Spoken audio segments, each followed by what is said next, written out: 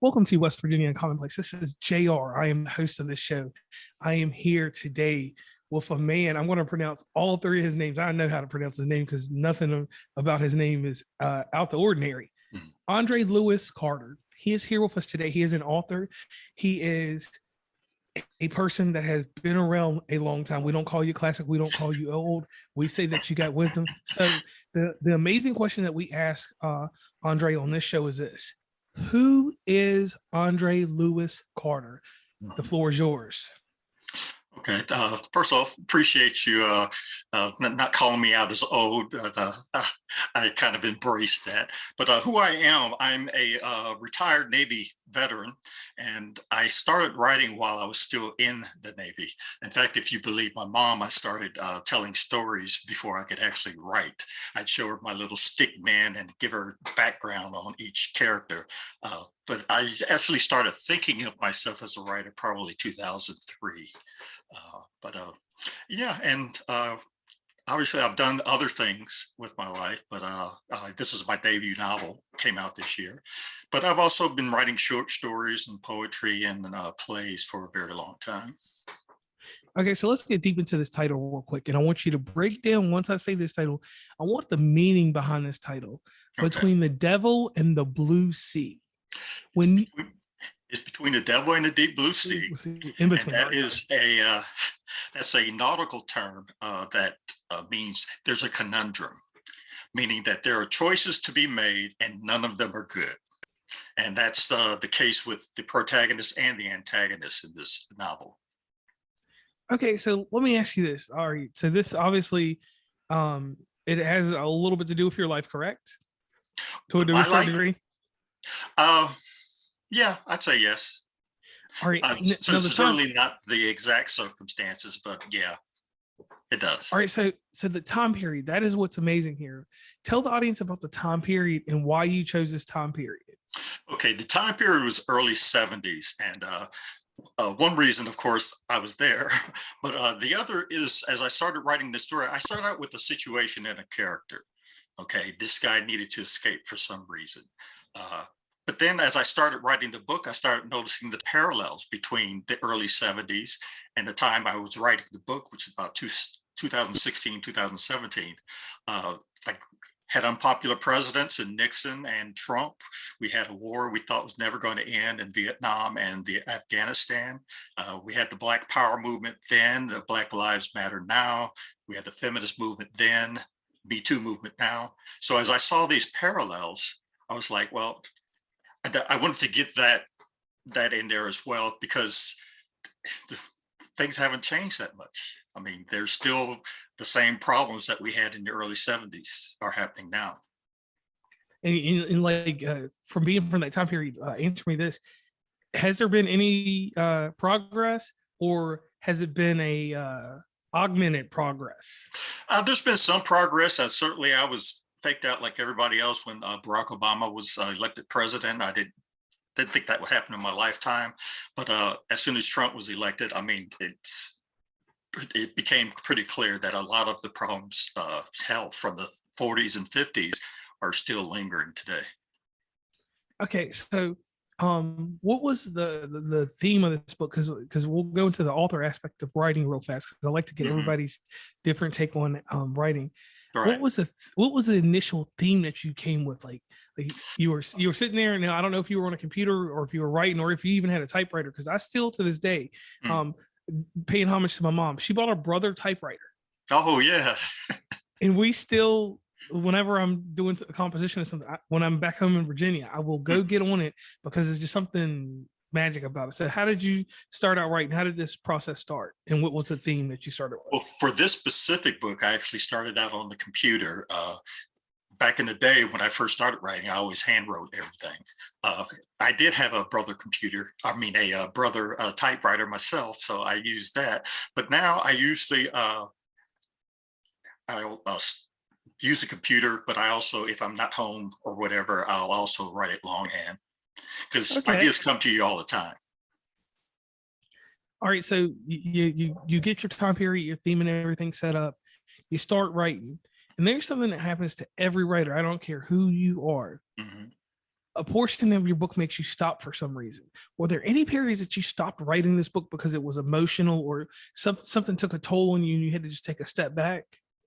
Yeah, some of the similarities between me and the protagonist, remembering that is not always fun.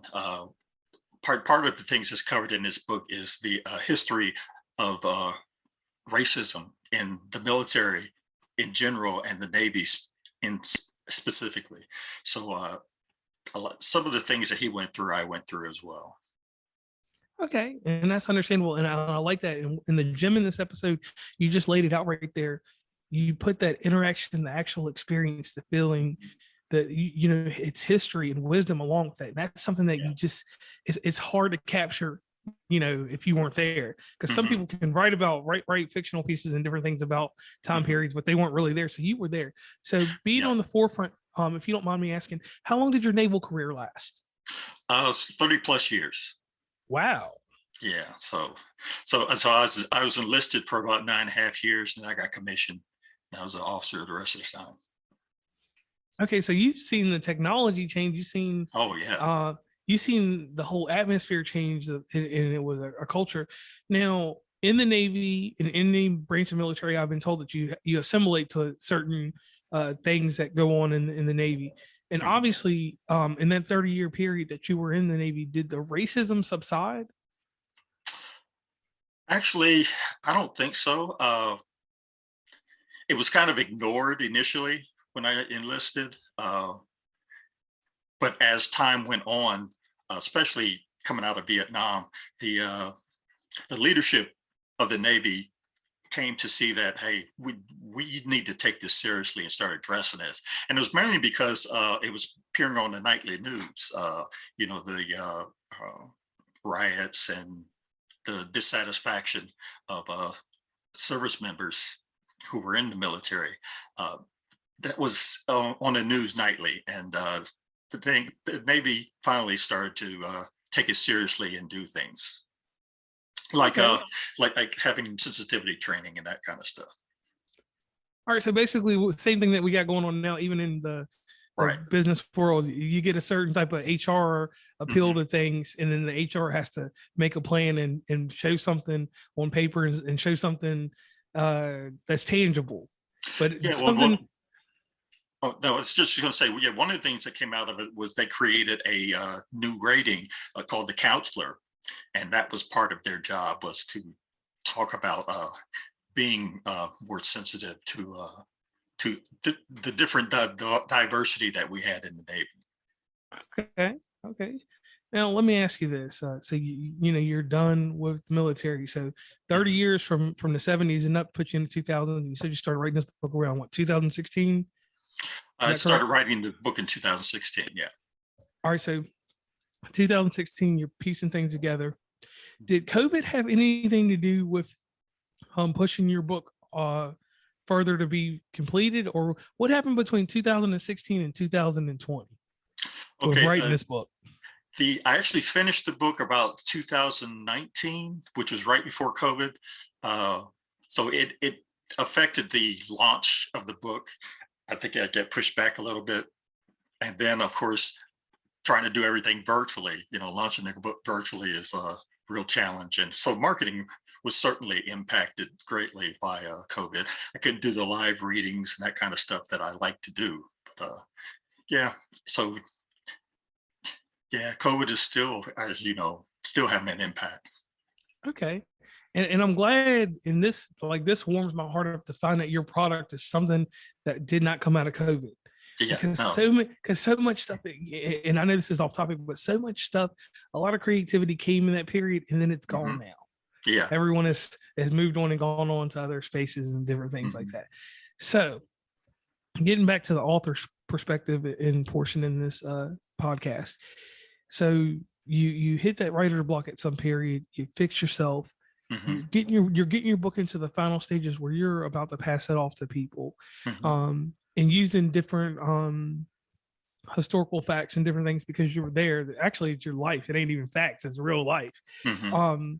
Using different naval ships and different things like that. What was your, and this is just part of the book and part of just your personal opinion on this.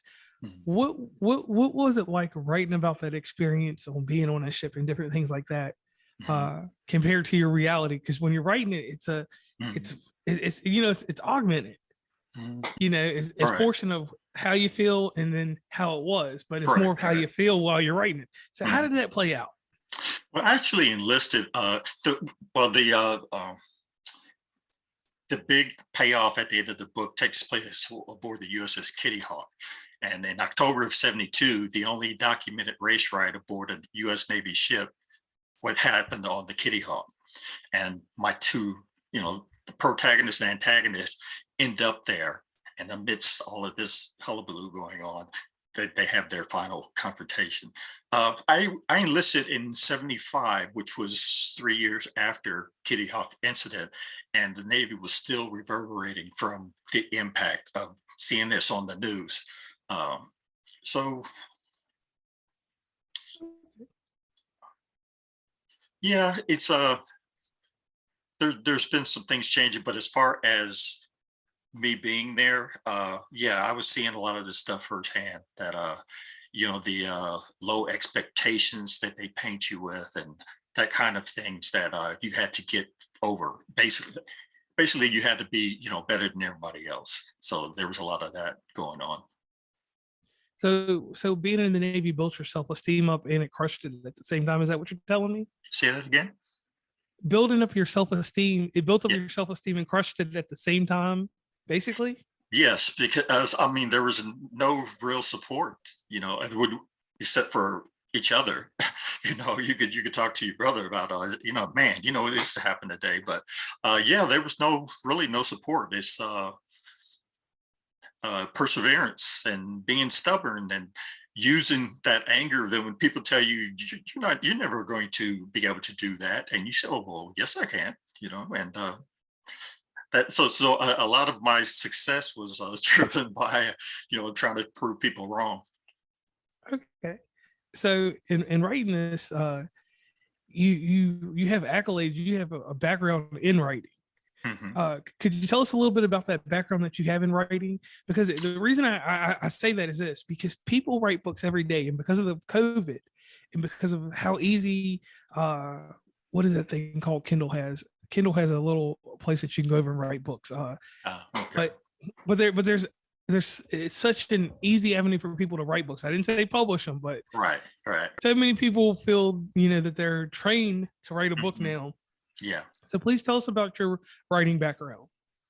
I was, like I said, I was in the Navy and I was going to school, and I just happened to, English 101 was like numbing. If that was the only class I'd taken, I'd never try to write, but I did take creative writing 101. And I was like, wow, well, that's pretty cool, and I just started trying my hand at writing. Initially, it was poetry. That's what I got published first. And then I moved on to plays, and then short stories. I've written a couple of screenplays, and it was fun, and a lot of times in the Navy, I wasn't having a lot of fun. So it was nice to find something to be creative and at least write stories for myself, if not anyone else. Okay, so thank you for letting us know that. And the reason I did that for you guys in the audience that's going to be listening later is this: because people that have a background in writing and you go to read their books and different things, it's a different take than what this new age writer is. And I've done quite a few interviews with these new age writers compared to trained writers, to classically trained writers, to just people that just call themselves the best-selling author on earth. So it's a difference in all that. So getting back over to the book and getting back over to everything that is André Carter. Here we go with this one. So the book, you wrote it, it's time to get it proofread. You go through that process, which that's something that everybody talks about, blah blah blah, but we're not going to do that here. I want to go to the nitty gritty. When you had to give that book to someone to read, to critique it, how did you go about doing it, and how did it feel when you got the critique back? Okay, first I was blessed to be in a writing community, so there were I knew writers who wrote professionally, and I used some of them as my trusted reader. And of course, I had to let my wife read it. She's also she was an educator, so yeah. Basically, people that I knew that were serious readers that that could give me constructive feedback. Just not that I don't like it, but this didn't work for me. That type of thing. Okay. Okay. And I like that because that there, after you got all this criticism and it's certain things that you have to tweak because as a human, we think we think linear when we're doing something like Right. when we're doing a podcast. I think the way that I hold the mic is the way that it's supposed to be. But a guy told me that the mic needs to be tilted. Look at it and get it going 32 angles away from your face. If you do that, you're going to get better sound. When you do it like this, it doesn't sound good. It's just right. Yeah. You're good. So you refine the book and refining the book and then going back to yourself and reading it again, because that's the process. Refine, read again. And then when you're reading, you're putting yourself in a different position because you're like, hey, it's not how I want it to sound to me. It's how I need to portray it to everyone else. So how did you get that technique? Because that's the technique I don't have. How did you get that technique? Well, I stopped counting after rewrite number 15. So it's basically rewriting, maybe pass it to another person after the fifth rewrite and see okay, you still have the same problems with it, or you see any other problems with it. But yeah, and at some point I read it out loud to see if it sounds like, does the speech sound like something someone would say in real life, or as I remembered it back in the 70s. So it's just a lot of trial and error. And like I said, I rewrote that thing, I don't know how many times. It was a lot. Now, so you get your book published, and when exactly did your book come out exactly? Came out in January of this year. January of this year. So you get your book out here. People gravitate to it. And this is a weird marketing and advertising deal than before, because like you said, you could go out and you could do things physically and you could move around, and even in the virtual sense, you could do certain things, but it was certain things that were limiting you. Yeah. So what was something that you felt because of COVID and just in general, like, because we got monkeypox and everything going on. What do you feel is something that you wish that you could do in promoting and marketing this book that you haven't been able to do yet? Yeah, I really wish that I could have gone out and done live readings at like libraries or bookstores or whatever, because you get a lot of good feedback. And basically, if they like you, they'll tell your friends about you. This guy's a really good reader. His book sounds really interesting. Maybe they'll actually buy it. But yeah, the interaction with people is what I miss the most. Yeah, you can see them on virtual and all that kind of stuff, but it's not the same to me anyway. Right. Yeah, it's just like it's like this. And to me, in society, and like I spoke to you earlier in a pre-call with the type of job I do, I travel. And even where I am now, it's like it's something still missing. It's certain elements, because you see people at ball games and you see people going back out to concerts, but it's like I remember life in the 90s and 80s. We're not on that same kind of plane anymore. So no, get back into not go off on a tangent on something else. So the book's out now. Where can people find this book and where can they read it? The usual suspects. You can find it on Amazon, Barnes and Noble, bookshop.org. So most of the main places that you find books, you can find it there. And I have a website as well, so you can go there and read it. That's andrelewis.com, or I'm sorry, andrelewiscarter.com. And of course, the publisher is Akashic Books and Kelly Jones Books. You can also read about it on those two websites. All right, and can you get a physical copy of the book? Yes. Like I know my local bookstore actually had it, but yeah, so it's most bookstores should have a copy as well. And even my library has a copy, and that's because I wrote like half of the book in my public library, prior to COVID. So yes, that was cool. All right. So one thing I want to do there, audience, and I want to encourage this because this helps out too. Definitely go out and buy the book. But if you are a patron at a library Mhm. If you request a book to come to your library will put money out to get it. Yeah. In turn, in your library system, and this is just a spill because I deal with the West Virginia Library and Mm. PBS and stuff like that. If you put it to a library system, they will buy books for every library within the system. So that's how you truly help an author. You can go out and I want you to do all the things to get it on your Kindle or wherever you want. Mhm. But the true physical sense, buy the book definitely from you, Mhm. but request it in your library because that's how it becomes an archive in the places that, might not necessarily get reached because we can do all the promotion and all this amazing stuff on earth. Mhm. But if one person in Toledo, Ohio, one person in Tulsa, Oklahoma, one person in wherever in Vermont Mhm. gets that book sent to the library, thousands of people can read it, and then people will want to hear more. They will want to interact. And the part of marketing that gets lost now is that authors want fan engagement. They want to hear from you. They want that. They need that impulse. Right. Not saying it in like in a weird way, but you want that kind of interaction. So definitely reach out. And once again, he did an amazing shameless plug because that's something that we like to do on the show. www.andrelewiscarter.com. Yeah. Over there on his website, we're going to swing over there real quick. Over to the website, you will see over there. It says his name at the top and it's got the hyphen or accent mark over Andre. Mhm. Home, Vicarious Arts, about events, contact, and newsletter. And then you can go over to his bio. Mhm. When you go over to his bio, you're going to find out information that even I didn't know, So once you get that information from there, you can find out about a one-act play he wrote. Mhm. You can find out more and more about him. You can find out about his life, about the amazing person that took his pictures, because he's got some amazing pictures on here. Mhm. He didn't take them himself. No, I did. And once you interact with him, then you can get the greatest story on earth. Mhm. And the greatest story on earth beyond his book is the story of his life. Mhm. Being married and having someone to deal with you as an author Yeah. to hold your hand through that, because that's the support that no one ever talks about on a podcast. Right. So let's Yeah. take 2 seconds and let's just give your wife, give your family a big shout out on this. And I need to ask a question. We're going to go in depth real fast, and I'll do that in just a second. But I'm going to ask some questions about the support that you have at home and the support that we should all be giving to your book. So, Andre, real quick, I pay homage to 2020 News Magazine. It came on TV. It was my, I grew up with Tavis Smiley, but that was later on. Yeah. My first bit of news, my first bit of journalistic integrity came from 2020.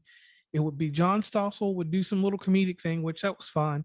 Diane Sawyer was probably a better interviewer, but Barbara Walters, Yeah. she could ask questions that she was like the female Larry King. Mhm. She was to me, Ted Koppel is the greatest Mhm. to me. She is the female Ted Koppel. I mean, Yeah. anybody can say Dan Rather or Peter Jennings, whatever. Mhm. But just Peter Jennings was just that 6 o'clock news or whatever, Yeah. or world news. So let's go ahead and get to these personable questions.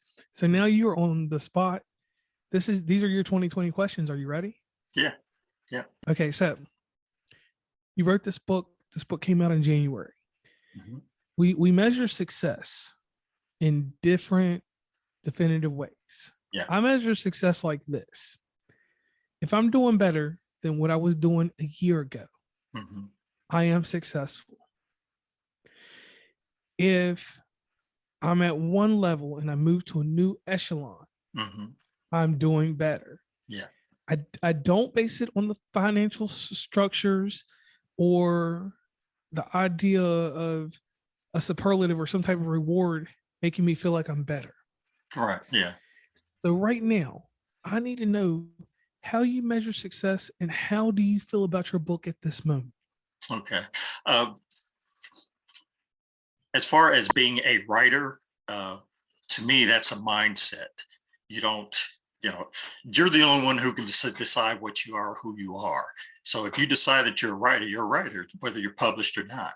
But as far as the book, yeah, that is a big milestone for me because I've been publishing short stories and that kind of thing. But to actually have a novel that people I don't know think is worthy of publishing, yes, that was that was a big one for me.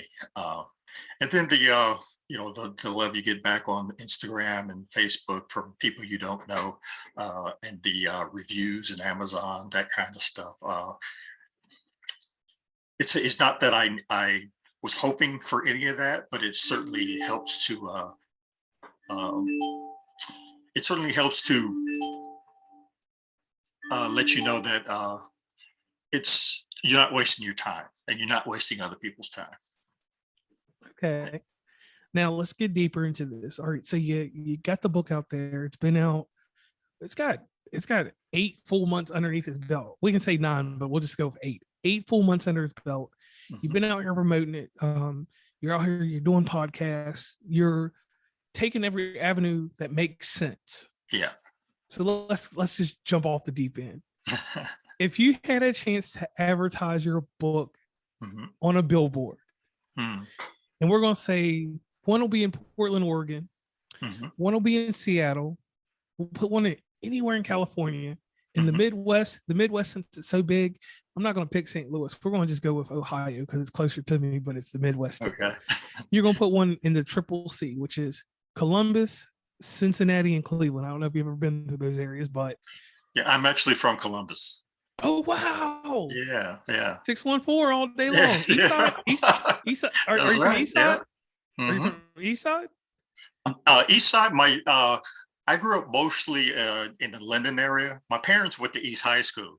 Okay. I grew up in Linden. All right. Crazy thing, my mom was raised. She lived on Seymour Avenue. Do you know where that's at? Yeah, I do. Yeah. Yeah. Their last name, just to be funny, their last name was Higgins. It was a bunch of Higgins out there. So a bunch of Higgins. Yes. Higgins and Pinnells. And didn't know a lot of Pinnells, but I knew a lot of Higgins. Yeah, a lot of Higgins. So my mom's from out there. She's about 64, so you never know. But anyway, that was a take there. So you want to advertise a different method. What would be the way that you would advertise? Now, I'm gonna put a filler in here so you can think about this. The one thing I always wanted to do with my podcast to advertise it, I wanted to go back to Columbus because that's a place that I love. I didn't grow up there, but I spent a lot of my life, the last 3 years I've been in Columbus. Okay. I want to live outside of Columbus, not in it, but like Canal, Winchester, out in the suburbs. Right. I want to go to Polaris Mall and just set up, put a microphone here and just talk to people in that area because just it's something about Columbus. It's magical to me. Yeah. I mean, I'm trying to tell you, just it's something about the city, and I'm not talking about those people over in Hilliard with all that windy stuff. Right. Yeah. It's just something magical. I could set up anywhere. Downtown doesn't matter, even by the library going. I would just want to set up, do a live show, just hear from actual people what they got going on and what makes Columbus probably the best place in Ohio. Y'all heard me say that. Yeah. I would agree because I've been to Cincinnati. I haven't been to Cleveland, but Toledo, Cincinnati, that area. And Columbus is certainly the best. If you're going to live there, live in Columbus. Yeah, no doubt on that. So how would you advertise different? What would be your way, like just off the deep end? How would you want to advertise this book if you could? Well, I guess taglines, movies have taglines. I'd give the book a tagline, something like he had to travel 2,000 miles to find himself or something like that. So that's what I would, and of course have the cover up there. Okay. And where they can find the book. All right. So let's do a little role play. And that's something that we do in this. So I'm going to give you something big because obviously we kind of got some things in the same veins with Ohio. If you had a chance to do a TED Talk and talk about your book, and I'm going to give you somewhere nice. We're going to go to Ohio State University. Okay. We're going to go there, and then I'm going to get you to come closer to where I live because I live in West Virginia, but I'm closer to Athens, so the University of Ohio. Okay. You got these two places, and let's go even further in Ohio. We got to go to Cincinnati, and we don't care about any college in Cleveland. No offense to my Cleveland people that listen. Just Akron's up there, so we'll say Akron's. Yeah. All right, so you're going to all the Zips. So if you're going to go to all these prestigious universities in Ohio, and I know I missed some Bowling Green and some other stuff, but whatever. What would be the expression on your face in the first line you would tell people during this TED Talk about your book and about your life? Because you've traveled everywhere. You grew up in Columbus. Columbus was tough. Yeah. You won't know joke. So what would you say to the audience? Oh, well, first I thank them for coming because you could do anything with your life, and going to the particular TED Talks. Yeah, so I would thank them for that. But then I would tell them something about me and why I felt writing the book was important. For instance, the the incident that happened aboard. I'm sorry, let me get this. Okay.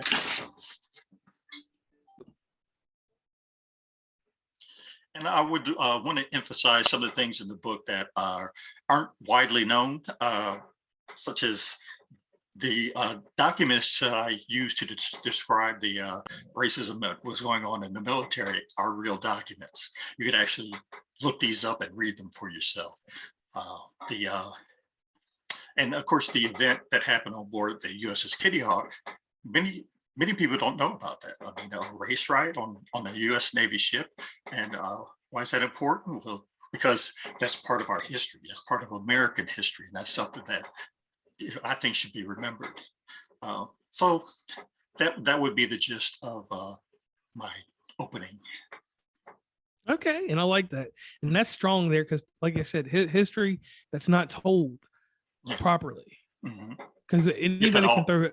Yeah, if at all, anybody can throw something in one of those Glencoe, McGraw Hill books and just say this is the history and just go on. So I greatly appreciate that, and I thank you for being brave to do that, because there's ways and means for people to be silenced, not death or anything. And I'm not saying anything weird like that, but you know how life is. They can just find weird ways to do stuff like that.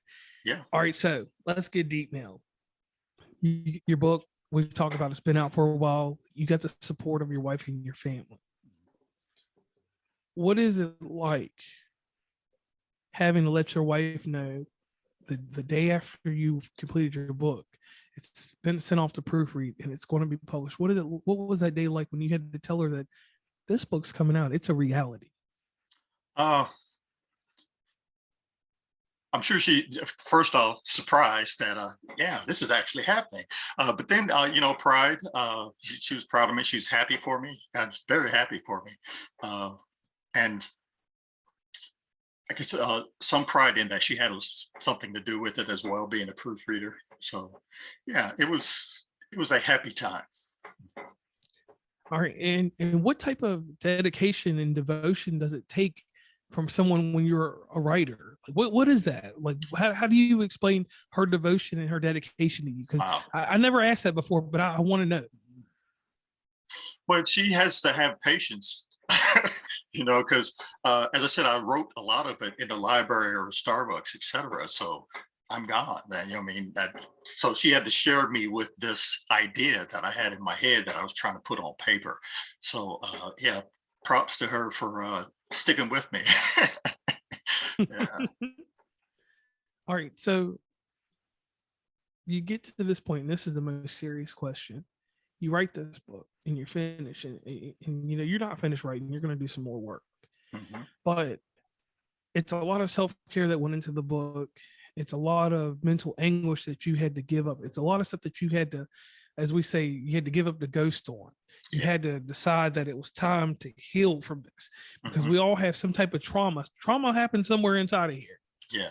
And you had to let that go. So what was after the book is done, because you don't have that self-care mechanism anymore. What has been your mechanism to keep yourself whole? Because when you write a book or you do anything creative, even doing this episode, you give a part of yourself away. And when you give that part away, you don't get it back.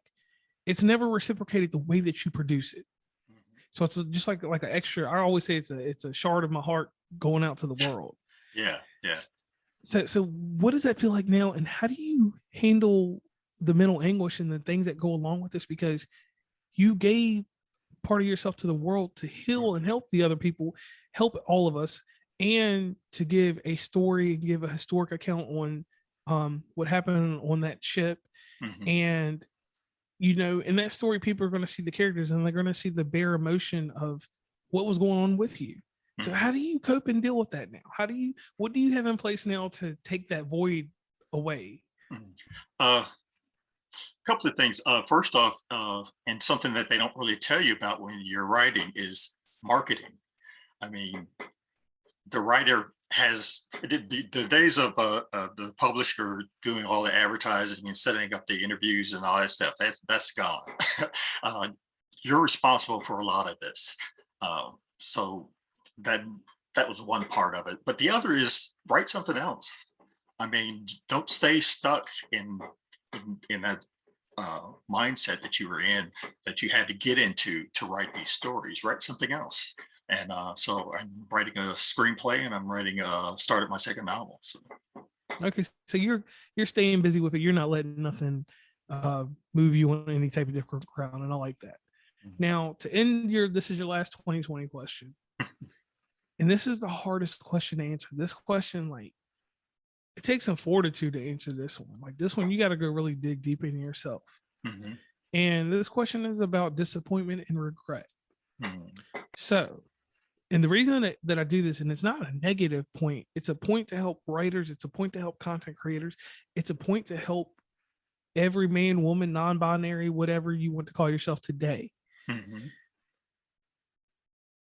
The regret with me, and I'm going to use this as an example, even with this episode, the regret that I have inside this episode today is that if I had done our pre-call, I would have known way more about you than I know now. You're from Columbus. You've got ties, even though maybe it's indirectly.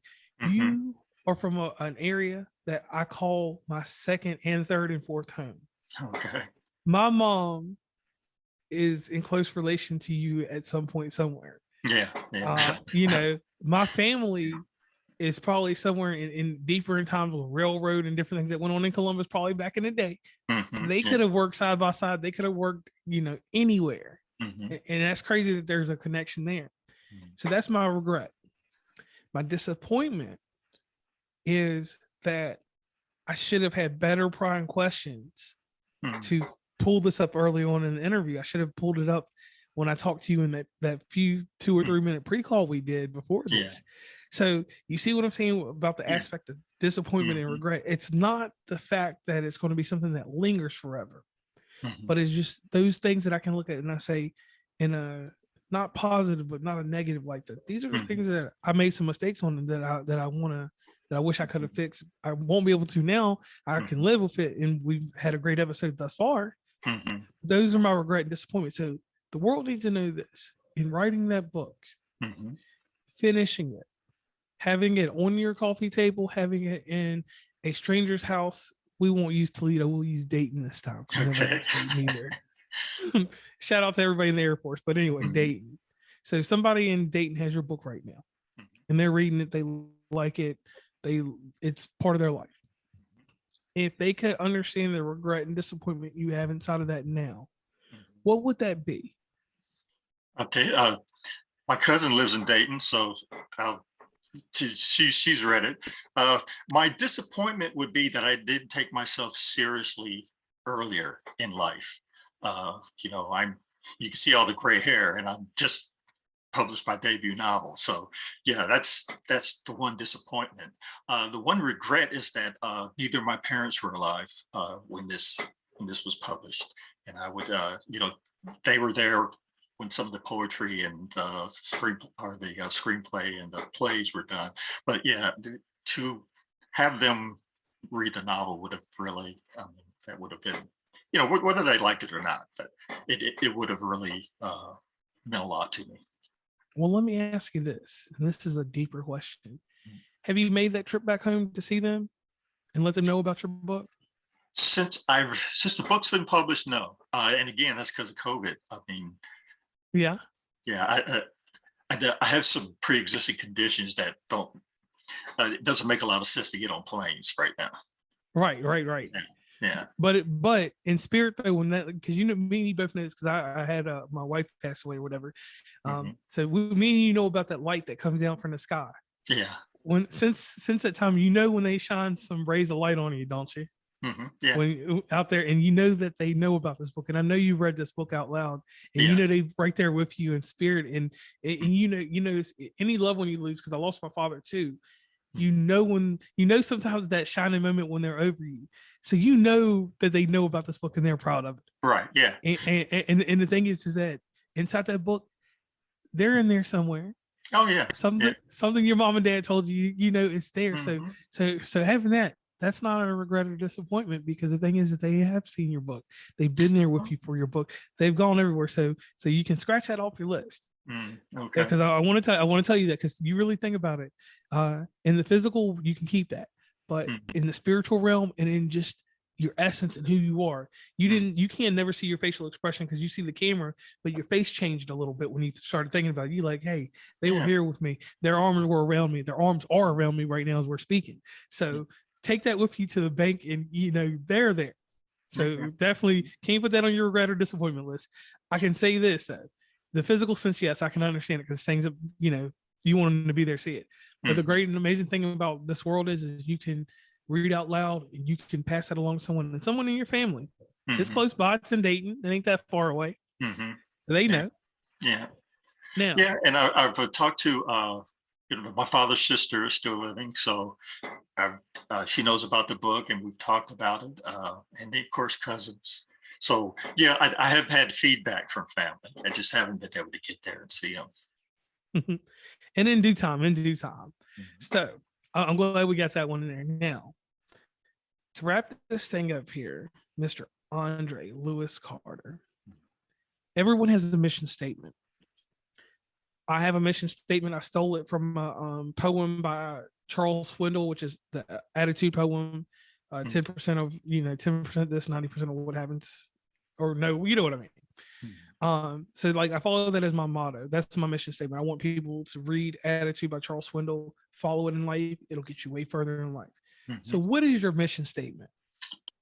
Oh, I try to be true to myself and tell a story that uh, will mean something to people. So I, I'm not going to be a writer. Yeah, I'll never be a romance writer or that kind of thing. I actually want to uh, try and explain the world to people in some way. Now, the first step is the first goal, of course, is to write a good, interesting story. But I also want to say something about the world that we live in. Okay. And I like that. Now, I'm going to say this. At the end of the show, I'll give a testimony, because I've met you. We've become friends over this episode. I've learned about you. We got it. We got indirect history.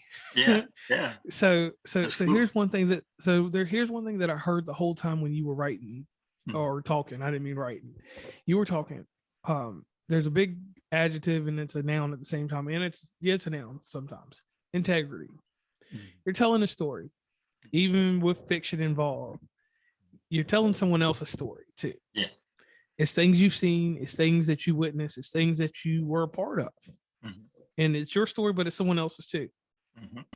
Having integrity to tell someone else's story when they may not be here, or just Mhm. in general, it takes a lot of fortitude. So I want to thank you for that. Mhm. Next thing I want to do inside this testimony is this: being black. We don't like to use race as anything or anything like that, but being black in the 70s, Mhm. it's a story that is not told, because when I think of the 70s, I'm gonna be 100% honest with you. I think of across 110th Street. Yeah, yeah. That's Mhm. what I think of. And Mhm. I don't know why, but I'm gonna Curtis Mayfield, I'm gonna get on that later on. Mhm. But that's what I think about the 70s. That's what we were taught. We were taught that 70s was this and that. And the word Mhm. crack comes along in the 70s. I don't know Yeah. why, but Mhm. so you don't hear about these gripping stories. You don't hear about that, not from our perspective. Right. You hear about all that whatever Mhm. went on in the 70s. You hear about the Burt Reynolds type stuff and all that other Yeah. things that going on like that, but you don't hear our story. Mhm. So I hope one day that this can get turned into a screenplay, because we need that in life. I like Uh, I like that. And I have to say that one of the books that influenced me was Sam Greenlee's The Spook Who Sat by the Door. And those kinds of stories weren't being told in the 70s, but it's a great book. It was a great movie too.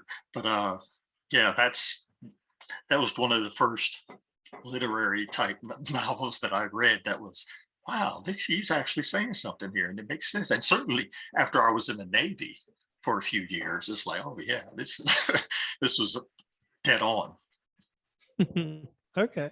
Now to finish this out, being courageous, writing this, allowing your book to come out in the time that it did, because you had a choice in any matter with doing it. You put it out at the beginning of the new world. This January is the new world that we're living in. Yeah. And it's not the same. It's different. It is not a more cautious world, but it's a more lackadaisical world. Yeah. And hopefully it'll pick up steam and creative juices will come back. But I want to thank you for bringing art and form that was from before COVID into this generation. It may not seem like much of a feat to you right now, and it may not even like tickle your fathom or anything like that, but just think about this for 1 second. You could have wrote this in COVID-19 and it would have been like every other COVID-19 material. I had free time to do it, so I just wrote it, but you didn't. So that right there, that just screams a lot to me. Then the next thing, support. Knowing that you have support in the world and being a support in the world, because I could hear it in how you were talking and how things went on, and then just the structure when you talked about your mom and dad, and your face did a little something different. You might not know, like I said, you're not gonna notice it, but your face did a little something different. So knowing that you're a caring person and stuff like that, that goes a long ways, because in this world and day and age, common decency, morals, morality are things that we kind of teeter-totter with. The morals, people just don't have. The morality is this. People think that, oh, I don't have to be common, I don't have to be nice, I don't have to be presentable. And when I say presentable, I'm not talking about a norm or nothing like that, being normal. I'm just saying being presentable in what you do. And you're professional and you do that. And you showed in this episode a few different arcs about yourself, so people will become more personable and they'll know that there is an authentic you outside of your book. Because you can hear it, you can see it in the book, but you're hearing it in the podcast. Okay. So I want to definitely thank you for that. And as our send off, go ahead. No, I'm just going to say, I really appreciate you having me here. This has been a good conversation, and I'll definitely be listening in the future. Okay, so to finish this off, I need you to give a special shout out to everybody that was involved in however form or fashion you want, because I know it may be a lot of people to name, but please give these people their flowers today. Okay. Because the reality is that sometimes we don't do that, and it's the minor part that becomes major when we're gone. Okay. Yeah, certainly Kaylee Jones, who's a fantastic author and editor. And all of my classmates, who we call ourselves the Why Nots, because why not us, as far as publishing goes. So all of my classmates and certainly family who've given me feedback, my aunt, Verdell, Uncle Arnold, Phillips, both of them. And then friends who knew me when I was in the Navy. And they read this and they said, yeah, I remember things being like that. So Ruby, D. Ferguson, man, so many, Billy D. Wow. Yeah, there's a lot of people. Okay. And audience, www.andrelewiscarter.com. Yeah. Please plug the book real quick. Let them know the name, let them know where they can find it, and let them know how they can interact with you so that they can know more about the person behind the book. Okay, the best way to interact with me is my website. Certainly, if you write the publisher or ask questions of the publisher, they can also contact me. Those are the two main ways. But also, if you leave a review on Amazon, I mean, I'll read that and I contact you based on that information. Okay. And I like that. And I thank you for that. So as we end this podcast, I am JR, the host of West Virginia in Commonplace. I have had on this show today, André Lewis Carter, talking about his new book, talking about life, letting you know about the 70s, and letting you know about support. And that's a theme that I want to leave with. Support is a big thing in any community. It doesn't matter, black, white, Haitian, immigration, or whatever. You have to have support. And then when you have support with something that has a good motive, no ulterior to it, just a good motive. A book like this, a book that depicts history, fiction, and all in one realm. It covers events that people do not talk about and do not acknowledge. That is a key thing in society.